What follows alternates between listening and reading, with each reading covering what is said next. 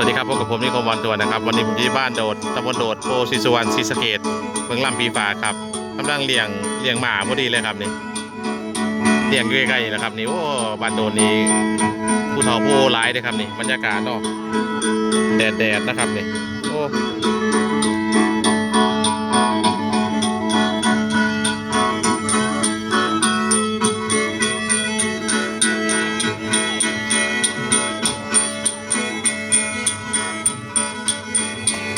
วิธีความเชื่อ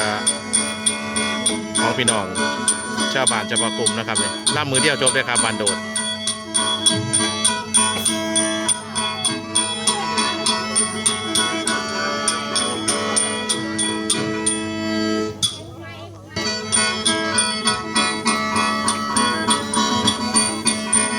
เลี้ยงมา3 โมงแรกนี่เนาะ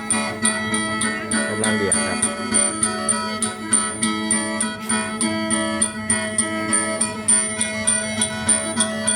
เลี้ยงแล้วก็มาล่ำอีกโศกห้วยโศกยังได้อยู่นี่นะครับแล้วก็เจ้าปืนบานนะครับเนาะ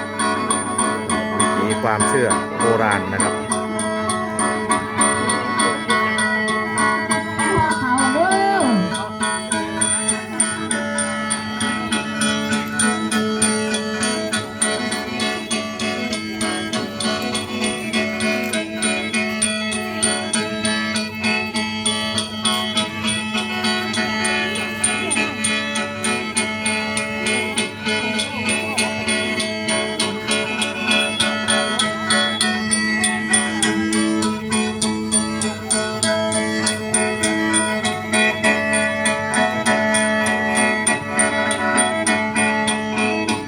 ทางมาจากบ้านน้องกองนะครับ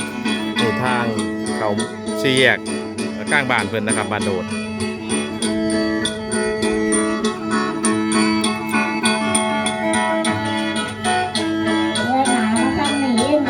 ครับช่วงเลี้ยงมาเพื่อนว่าเจ้าของงานเพื่อนว่าคนหลายช่วง10 โมงถึงประมาณบ่ายโมงเพื่อนว่า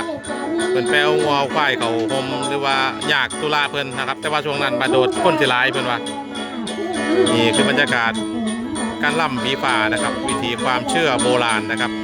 ไทยบ้านศรีสะเกษเจ้าพักกลุ่มนะครับอำเภอโพธิสุวรรณนะครับผู้เฒ่าโพเนาะคุณนาคุณตากัน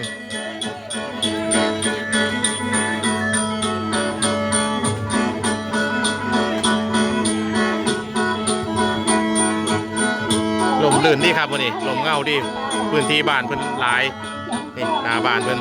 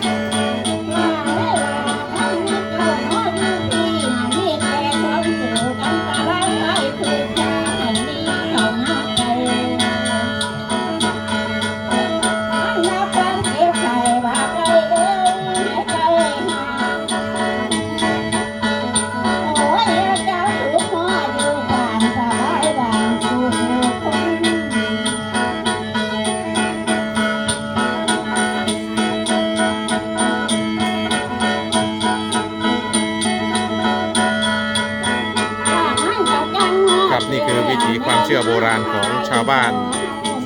ที่นี่นะครับเฉพาะกลุ่มนะครับในศาสตร์ของความเชื่อของรักษานะครับ